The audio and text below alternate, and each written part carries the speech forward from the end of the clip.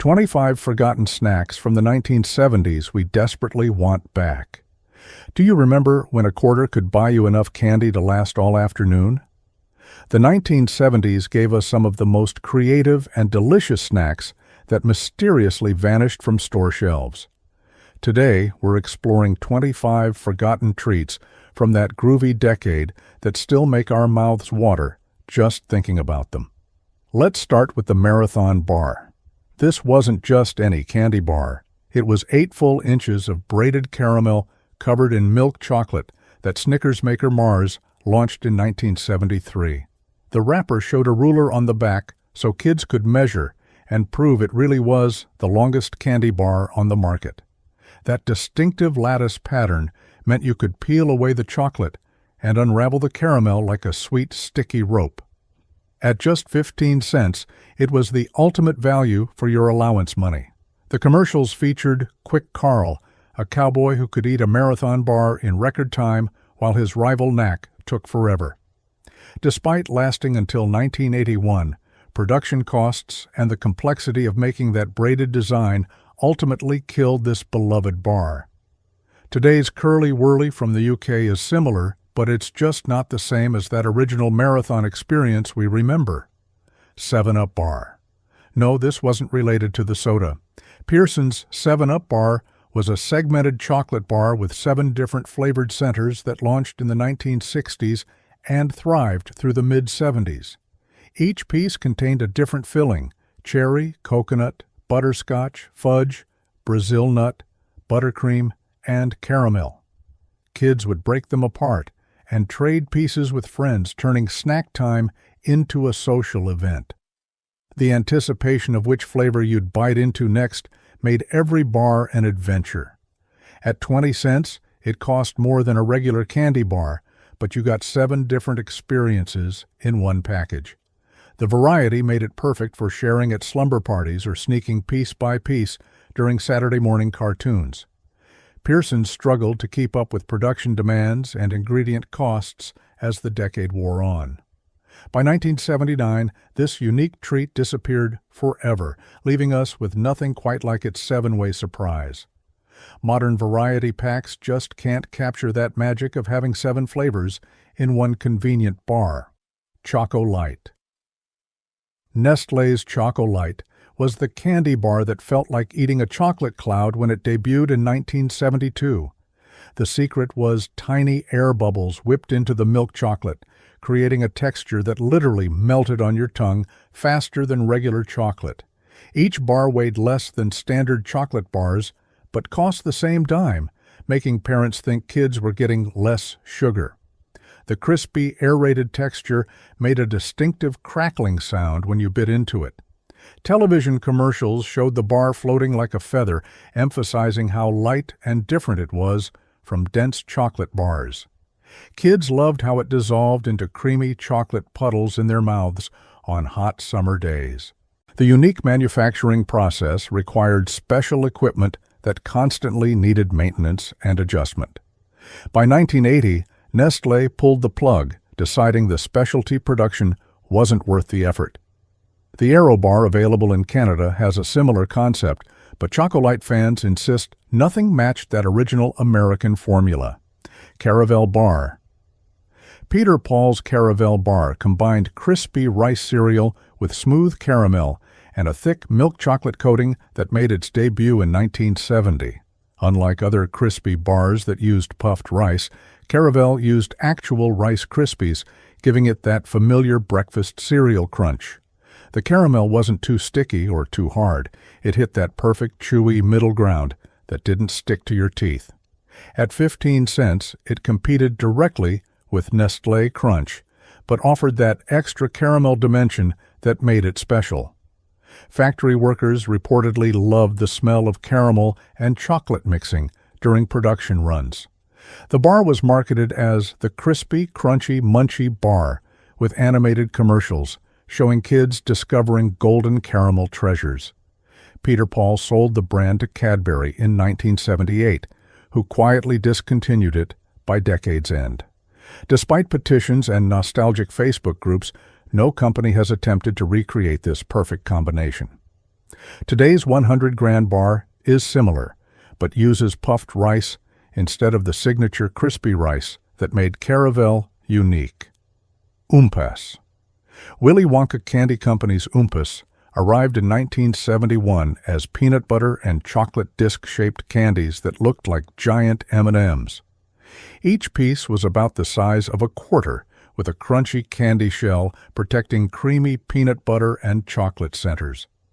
The original version came in boxes like movie theater candy, perfect for sharing during Charlie and the Chocolate Factory reruns. Kids loved stacking them into towers or seeing how many they could fit in their mouths at once. In 1976, Wonka completely changed the formula to fruit-flavored candies with no chocolate at all, confusing loyal customers. The fruit versions, strawberry, orange, cherry, and grape, tasted good but alienated everyone who loved the original peanut butter chocolate combo. Sales plummeted as confused customers couldn't understand why Wonka changed a perfect formula. By 1983, both versions vanished from stores, leaving Reese's Pieces to fill the peanut butter candy void. Original Oompas fans still share recipes online trying to recreate that perfect peanut butter to chocolate ratio. Wacky Wafers. These giant coin-sized fruit wafers from Wonka were unlike any other candy when they hit stores in the early 1970s. Each wafer was about 2 inches across and came in green apple, watermelon, orange, strawberry, and banana flavors that actually tasted like real fruit. The texture was unique, crispy at first bite, then dissolving into sweet, tangy powder on your tongue. Kids used them as play money, poker chips, or edible checkers during recess games. A 5-wafer pack cost just a nickel, making them the perfect impulse buy at corner stores. The watermelon flavor, with its distinctive green color and authentic taste, became legendary among candy collectors. They disappeared in the early 1980s, returned briefly in the 2000s through Nestlé, then vanished again. Original packages now sell for over $50 on eBay as collectors chase that nostalgia. Modern Bottle Caps candy uses similar flavor technology, but lacks the satisfying wafer size and texture. Nothing today matches the simple joy of peeling apart a fresh roll of Wacky Wafers. Space Dust. General Foods introduced Space Dust in 1976 as a finer, more intense version of Pop Rocks that came in small pouches. The superfine crystals exploded on your tongue with more subtle pops than Pop Rocks' aggressive crackling. Flavors included Cosmic Cherry, Galactic Grape, and Solar Strawberry, playing into the space craze of the 1970s. Kids would dump entire packets directly onto their tongues or mix flavors for custom combinations. The urban legend about mixing it with soda causing stomach explosions forced General Foods to spend thousands on newspaper ads, debunking the myth. They even set up a Seattle hotline parents could call for reassurance about product safety. In 1978, they rebranded it as Cosmic Candy to distance it from the scary rumors, but sales never recovered. By 1983, Space Dust had vanished, though Pop Rocks survived the controversy. The fine powder format actually delivered more flavor intensity than Pop Rocks chunks. Today's popping candy is all chunk-based, missing that instant flavor blast of Space Dust powder. Freshen Up Gum. Cadbury's Freshen Up Gum revolutionized chewing gum in 1975 with its liquid-filled center that burst with real fruit juice. That first bite released a shocking squirt of spearmint, peppermint, bubblegum, or cinnamon syrup that coated your entire mouth. The gel center was encased in a soft gum shell that stayed chewy longer than regular stick gum. Kids called it the gum that goes squirt and loved surprising friends who'd never tried it. Teachers banned it from classrooms after too many kids bit into pieces during lessons, causing disruption. The individual foil wrapping kept each piece fresh and prevented the liquid from leaking in your pocket. Television commercials showed the gum literally exploding with flavor in slow motion. Manufacturing complexity and occasional leaking packages led to quality control nightmares for Cadbury. Warner Lambert bought the brand, but discontinued it in the U.S. by the mid-1980s. While liquid center gums exist today, none capture that perfect ratio of liquid to gum that made Freshen Up legendary. Bub's Daddy Gum. Donruss released Bub's Daddy in 1971 as foot-long ropes of bubble gum that came in wild flavors like grape, apple, and watermelon. Each rope was individually wrapped and could stretch to almost 2 feet when pulled carefully. Kids wore them as necklaces, used them as lassos, or ate them inch by inch. During long summer days, the texture was softer than bubble tape and held its flavor for hours of chewing. At 10 cents per rope, it offered more gum than 5 regular pieces combined. The grape flavor turned your entire mouth purple, becoming a badge of honor on playgrounds. Some kids mastered the art of blowing bubbles with an entire rope at once, creating massive pink balloons. Corner stores displayed them in clear containers near the register, tempting every kid who walked by. The brand lasted into the early 1980s before disappearing without explanation. Today's bubble tape is similar in concept, but lacks the rope flexibility and intense flavors that made Bub's Daddy special. Space Food Sticks. Pillsbury created Space Food Sticks in 1969, capitalizing on Apollo mission excitement, and they peaked in popularity throughout the early 1970s. These chewy, vitamin-fortified sticks came in chocolate, peanut butter, and caramel flavors, marketed as the same food astronauts ate. Each stick was individually wrapped in foil, making them perfect for lunchboxes and camping trips. The texture was unique, denser than a candy bar, but softer than a granola bar, with a satisfying chew. Parents loved them because they contained vitamins and protein, making them seem healthier than regular candy. Kids felt like space explorers eating authentic astronaut food during recess. The chocolate ones tasted like brownie dough mixed with vitamins, creating an oddly addictive flavor. Schools even used them in science classes when teaching about space exploration. Despite their popularity, Pillsbury discontinued them by 1982 as the space program excitement waned. Modern energy bars borrowed the concept, but nothing matches that distinct space food stick texture and taste. Koogle Peanut Spread. Kraft's Koogle arrived in 1971 as flavored peanut butter spread in chocolate, banana, cinnamon, and vanilla varieties. The glass jars featured a googly-eyed character that became instantly recognizable in kitchen pantries. Unlike mixing chocolate into regular peanut butter, Koogle achieved perfectly smooth, consistent flavor throughout. The banana version tasted like liquid banana cream pie when spread on warm toast. Kids made Koogle and marshmallow fluff sandwiches that became legendary lunch trades. The cinnamon variety worked equally well on apple slices or graham crackers. Each jar cost 69 cents, about 20 cents more than regular peanut butter. But parents splurged for the convenience. The chocolate Koogle on vanilla wafers created instant sandwich cookies that rivaled Oreos.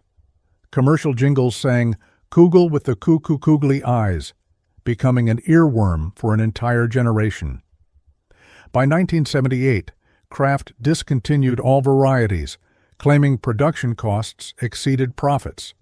Today's Nutella and cookie butter spreads owe their existence to Koogle's pioneering flavored spread concept. Pizza Spins. General Mills introduced pizza spins in 1975 as wheel-shaped pizza-flavored crisps that came in small snack bags.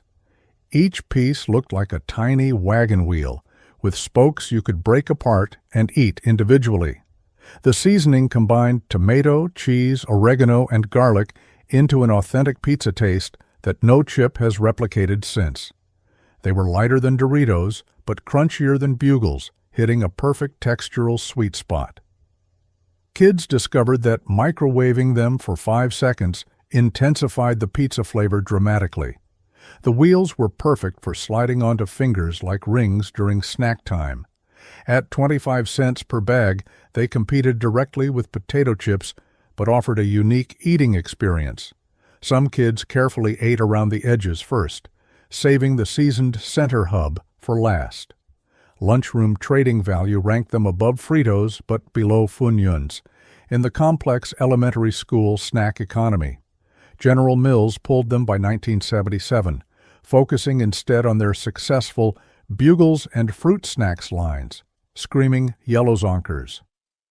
Lincoln Snacks created Screaming Yellow Zonkers in 1969, and they dominated the glazed popcorn market throughout the 1970s. The butter toffee coating was lighter than Cracker Jack's molasses-heavy formula, but richer than standard caramel corn. The black box with wild yellow lettering and psychedelic designs became pop art before anyone knew the term. Each kernel was perfectly coated, never too sticky, never too dry, achieving popcorn perfection. The name alone made kids beg parents for boxes during grocery trips. Unlike Cracker Jack, Zonkers included puzzles and riddles instead of physical prizes, encouraging kids to think. The popcorn stayed crispy for weeks if you folded the inner bag properly. College students decorated dorm rooms with empty Zonkers boxes like concert posters. Television commercials featured animated boxes screaming Zonkers in increasingly absurd situations. By the early 1980s, production ceased as Lincoln Snacks went bankrupt. Conagra briefly revived them in 2007, but the formula wasn't quite right, disappointing nostalgic fans everywhere. Flings baked snacks. These feather-light puffed potato crisps from Moore's Quality Snack Foods debuted in 1973, marketed specifically toward women as a delicate snack.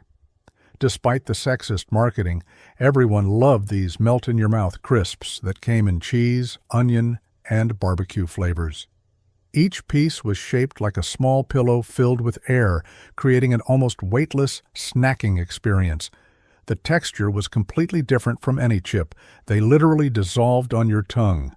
One bag contained fewer calories than regular chips because they were mostly air, appealing to diet-conscious consumers.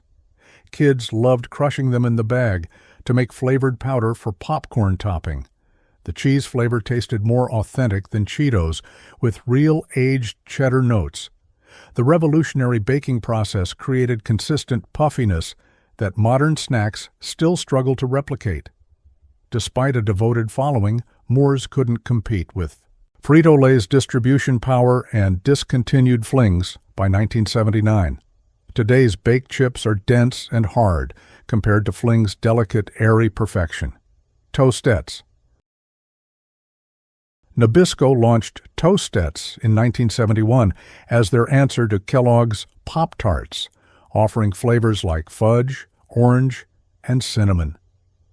The pastry was noticeably flakier than Pop-Tarts, with layers that separated when toasted properly. The frosting was thicker and didn't melt off in the toaster like their competitors often did. Brown sugar cinnamon Toastettes had actual cinnamon swirls visible through the pastry, not just flavoring. Kids discovered that freezing fudge Toastettes created ice cream sandwich-like treats for hot summer days. The orange variety contained real orange zest that gave it a sophisticated marmalade-like flavor. At 29 cents for a six-pack, they cost the same as Pop-Tarts, but seemed more substantial. The box featured a cartoon toaster character that became a minor Saturday morning icon. Despite innovative flavors and superior pastry quality, Nabisco couldn't overcome Pop-Tarts' market dominance. They quietly discontinued Toastettes by 1975, admitting defeat in the toaster pastry wars. Modern toaster pastries still haven't matched Toastettes' flaky, layered texture. Danish Go-Rounds. Kellogg's Danish Go-Rounds arrived in 1974 as rolled toaster pastries with fruit filling spiraled through buttery dough.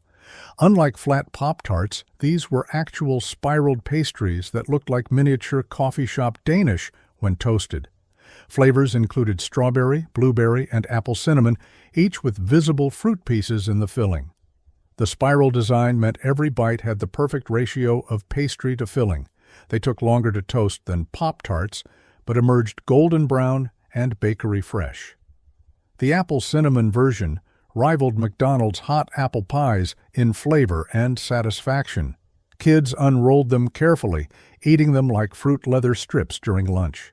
The packaging showed serving suggestions with butter pats, elevating them beyond basic breakfast pastry.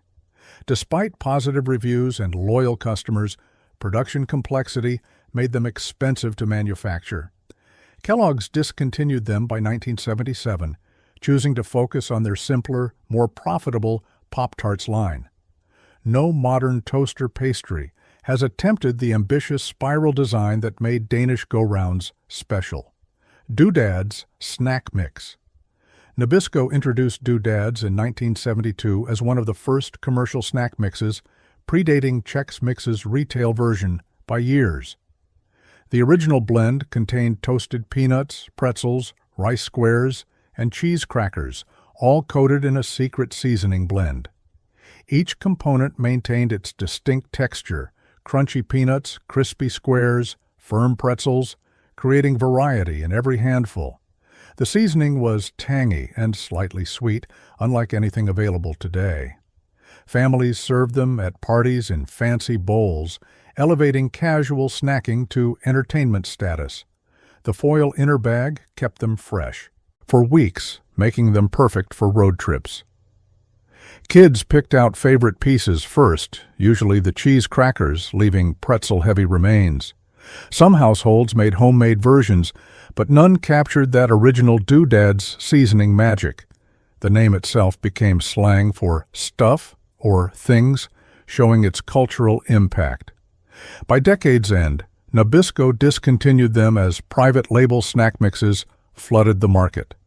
Today's party mixes seem bland compared to DooDads' perfectly balanced flavor coating. Sunshine Lemon Coolers. These delicate cookies from Sunshine Biscuits featured a light lemon cookie base covered in powdered sugar with a mysterious cooling sensation. The secret ingredient was likely wintergreen oil, creating a refreshing aftertaste that made them perfect for summer. Each cookie was about 2 inches round with a tender crumb that melted on your tongue. The lemon flavor was natural and bright, not artificial like many lemon cookies today.